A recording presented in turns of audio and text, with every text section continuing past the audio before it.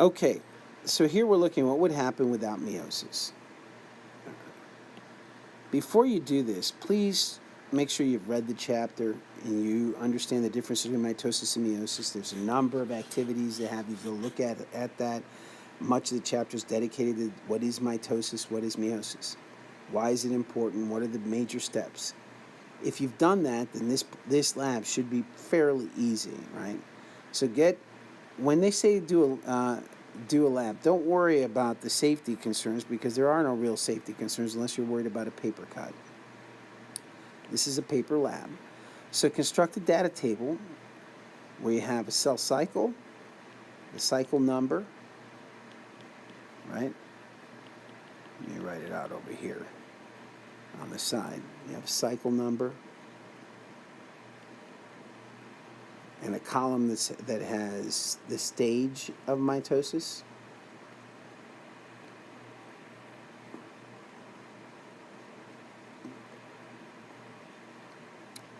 And the chromosome number.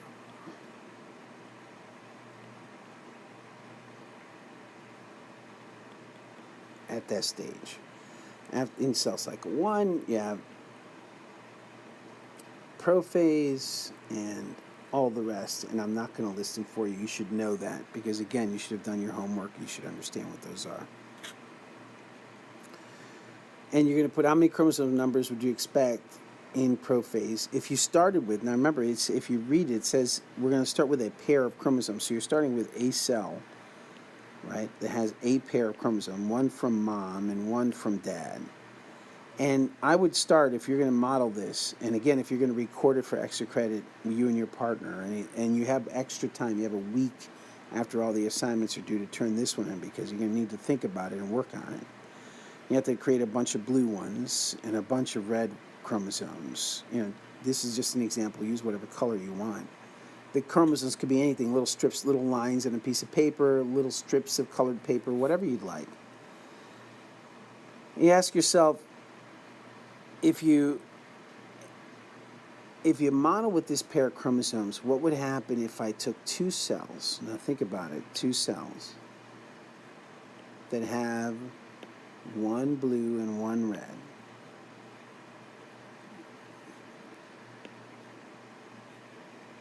And you fuse them together. You go through mitosis. You can start here at the beginning, or you can say that you started with one cell and you went to two, right? You started with a blue and with a red. You go through mitosis. When you go through mitosis, you end up with the same number of chromosomes you started with, right? That's one of the definitions of mitosis. If you've studied the process, you've read the chapter, you know why that is. So as you move forward they're asking you, now that you've divided them, right? They're asking you to go ahead and fuse your cells with another student's cells. So you got this going on. So this is going on in two different cells. Now you don't have to have another student. You can do this on your own, or you can choose to do it in groups, like I said in the instructions. The other student would be doing the same thing, would be going through mitosis. Now normally that would keep going on, right? This person's cells over here would have, in every stage, would have two normally, one from their mother, one from their father. But then they're saying, don't go through meiosis. Take one of these cells and combine them. Don't divide them. Combine them into a new cell without halving the DNA. And how many chromosomes would you have at the end of this? Would you end up with one from one cell, one blue one from one cell, another blue one from the other cell, and one red one from one cell, another red one from the other cell? You'd end up with 4, right? After one full cycle, you'd end up with 4. Well, what happens then if you go through mitosis again? Mitosis keeps the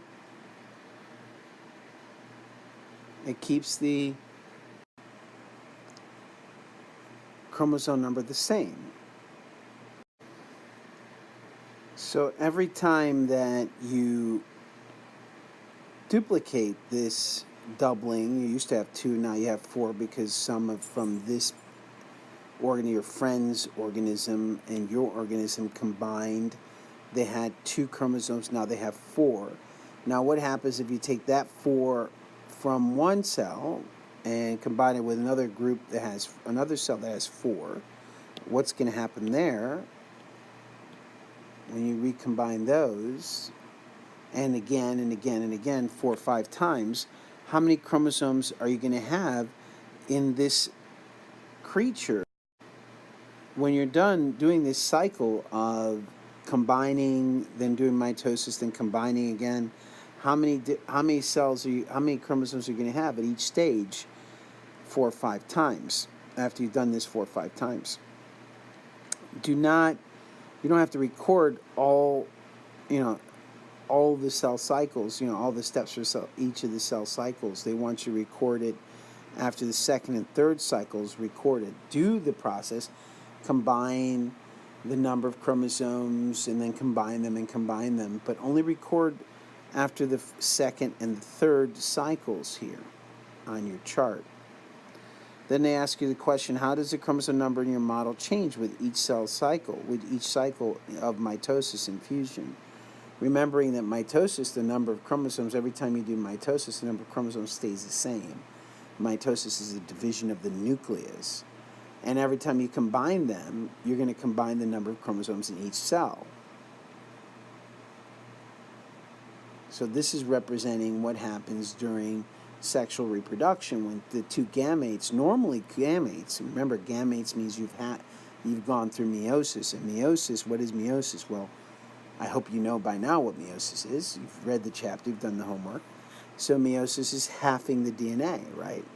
But here we're not doing the halving, we're just doing mitosis. So they're doing the mitosis, cells have the same number of chromosomes as the cells that came before it, but then you're combining the cells together without halving it. What's going to happen after 4 or 5 cycles?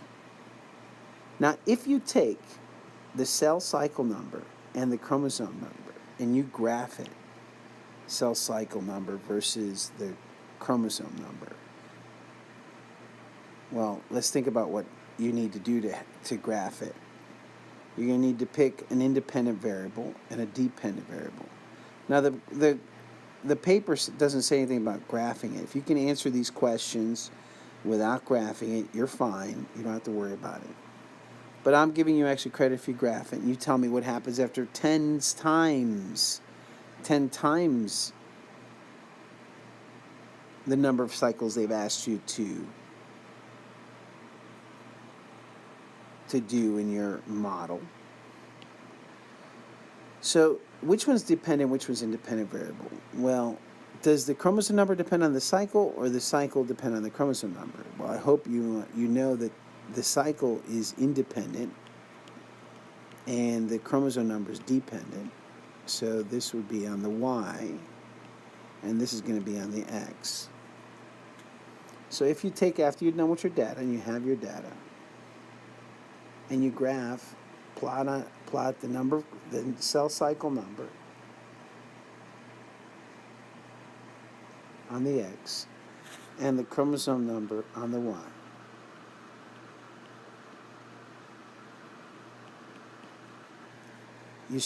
You want to know what's going to happen after 10 times 5 is 50 cycles.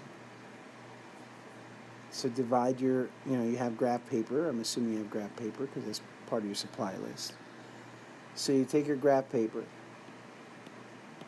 If you have problems, if you don't have graph paper, you can always print it, go online and look it up. You can find some graph paper and just print the graph paper online.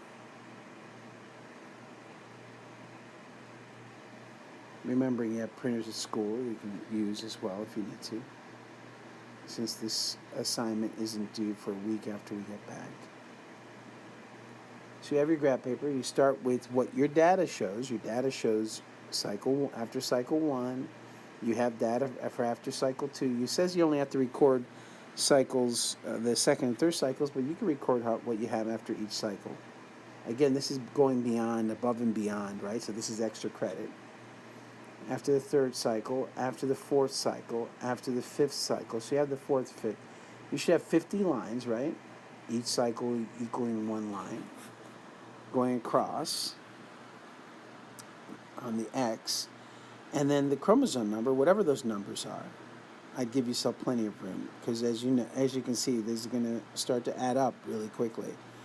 How many chromosomes do you have after one cycle? How many chromosomes do you have after two cycles? Whatever it is, graph it. I don't know what the graph is going to look like. I haven't graphed it, so I'm gonna go ahead and just say it looks something like this. Again, this is just me trying to help you understand what your objective is. So don't try to copy the graph. I know what the answer is, but don't try to copy the graph, because this is not what the graph should. This may or may not be what the graph looks like. So you start graphing it, the chromosome number, whatever that number is. Let's say, call this A, and this B, and this C, whatever. And you're going to start to graph it.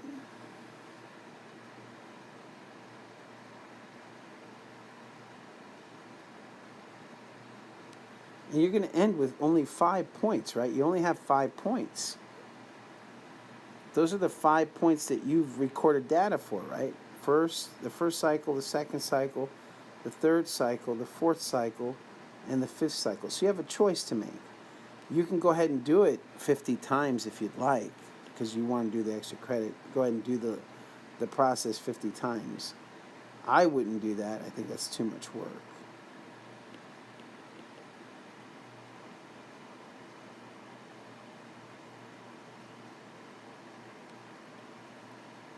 What you could do, though, instead, is plot a line and then draw the best fit line through the points that you have.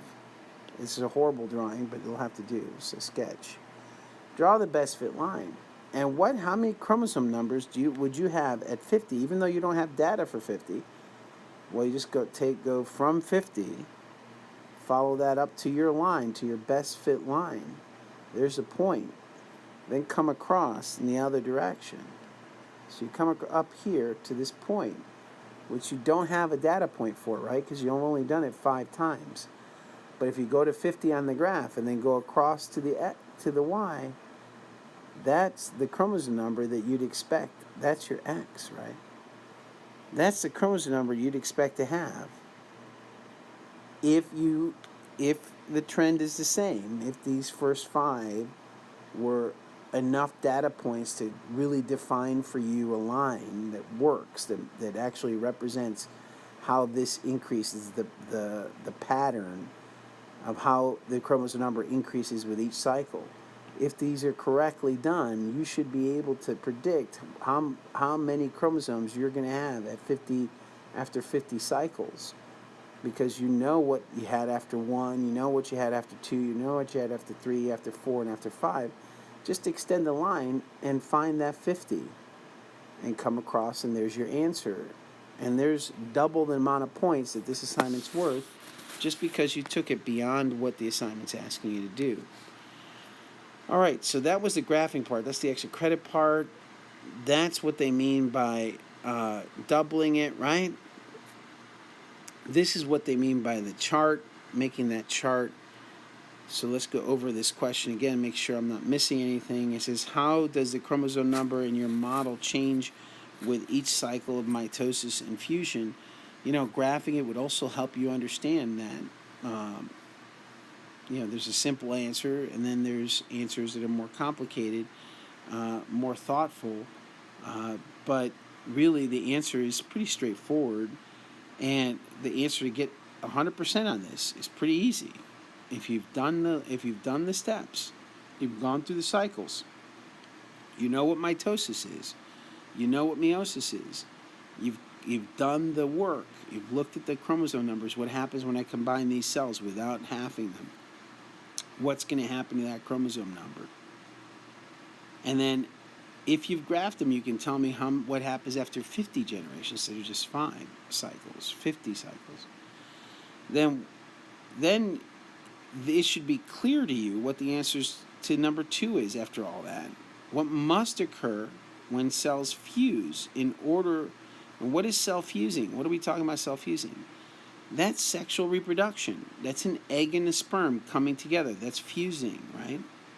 In order for the chromosome number to remain constant. How do we keep the chromosome number in humans to be 23 pairs if we're constantly taking a sperm, right, and an egg, a sperm and an egg, and combining them and fusing them, right, into a new person? How are we doing this? How, if this had, ask yourself, if this cell here had 23 pairs or 46 chromosomes, and this one here had 23 pairs or 46 chromosomes, and you combine them into a new person, your mother's egg, your father's sperm combined to form you. Each one of them had 23 pairs or 46 chromosomes. How many chromosomes would you have? I hope you say 92. Right, 46 and 46 is 92. I hope that makes sense, yeah? And then what if you, once you were done, had your sperm or your eggs combined with someone else's sperm or egg, or also had 92? You combine that would be the second cycle, right? How many chromosomes would your child have, et cetera, et cetera? And that's pretty much what we're talking about here. When you're looking at this and you're saying how many cell cycles, you're saying, well, look, if we just combine without halving, without doing meiosis, we just combine. We did mitosis, and then we combined our cell. We would do something to our DNA number. You can figure it out. And then you came and you did some mitosis. You made more copies of the cells, and you combined your cells with those cells with someone else who also had that that chromosome number change. How many chromosomes would that cell cycle have, etc., at each stage, and just keep adding and seeing how many would you have. And again, after 5 generations, how many chromosome numbers would you have? And then ask yourself, what does that change look like? So that's what they mean by fuse. And they're asking you the question, what must occur when cells, in order for chromosome number to remain constant, if we're going to always have 2 chromosomes in this particular example with this species, this pretend species we have in this activity? If we have only 2 chromosomes, right, in the beginning, and we want to keep it 2, what do we have to do to keep it 2? It's the same thing that we have to do in our own bodies to keep our children from having too many chromosomes. We have to do the same. All creatures have to do, or most creatures have to do this in order to make sure that the chromosome number stays constant. I gotta say most, because some creatures do some really weird things. Some creatures break this. But in meiosis in humans, and in most, in mammals, this is what happens. This thing called meiosis happens. All right. Well, I hope that explained this lab. I'm trying to explain it without giving away the answers. So I hope this helped.